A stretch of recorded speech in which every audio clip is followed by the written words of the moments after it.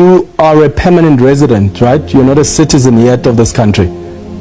Sure, that's correct, yes. Is this something that you would do in your birth country of Britain?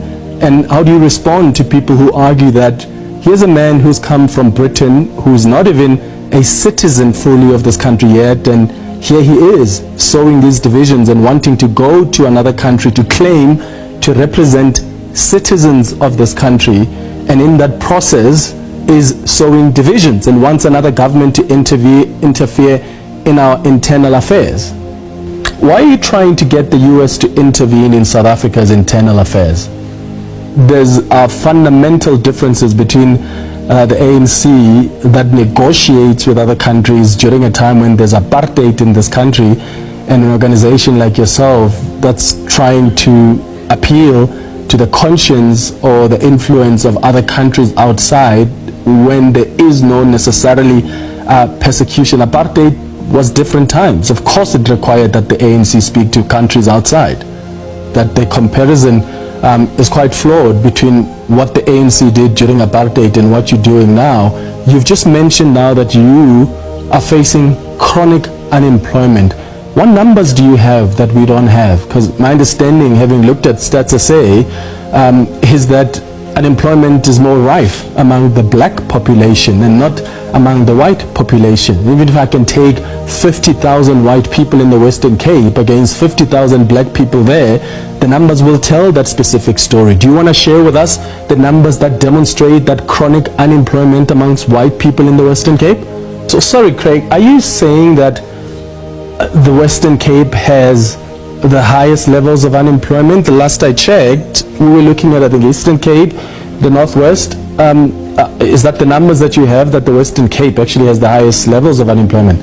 And you are creating an impression that you're going to run to the US to engage Trump because you want Cape independence, and one of the issues you are dealing with is the chronic unemployment. The suggestion there is that it is that bad in the Western Cape that it requires another government to intervene.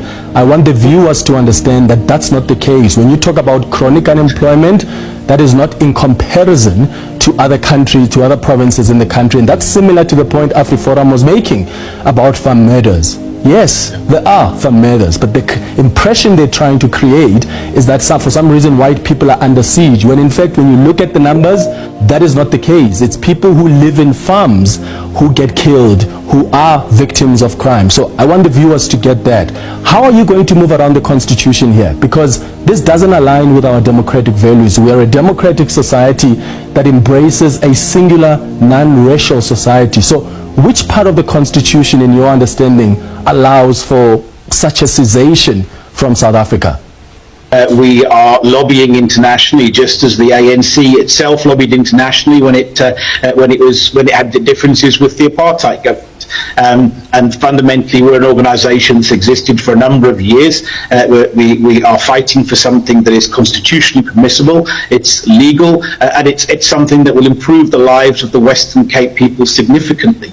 And ultimately, we've been advocating for Cape independence for a number of time. We've engaged with many of the political organisations, including the presidency, including the Western Cape Premier.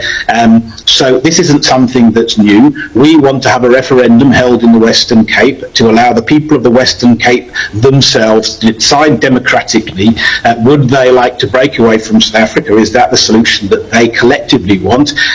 Or do they want to remain in South Africa? And we have to understand the backdrop of that is, since 1994, the majority of Western Cape voters have never once voted for the ANC, and they've never once been governed at a national level by the government they voted for.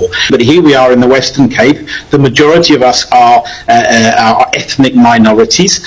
We're discriminated against by government legislation. We're suffering chronic unemployment. We have, our lives are getting worse. We're getting poorer. Dispel some myths. We're not a non-racial country. We're a deeply racialized country. We've got 142 race laws. We have BE. We have affirmative action. We have race quotas in sport. We absolutely are not a non-racial country. We're a deeply racialized country. So let's get that absolutely straight to start off. Now, you asked me where in the Constitution do we get this right from? Well, in a number of places. First and foremost, Section 235, the right of self-determination.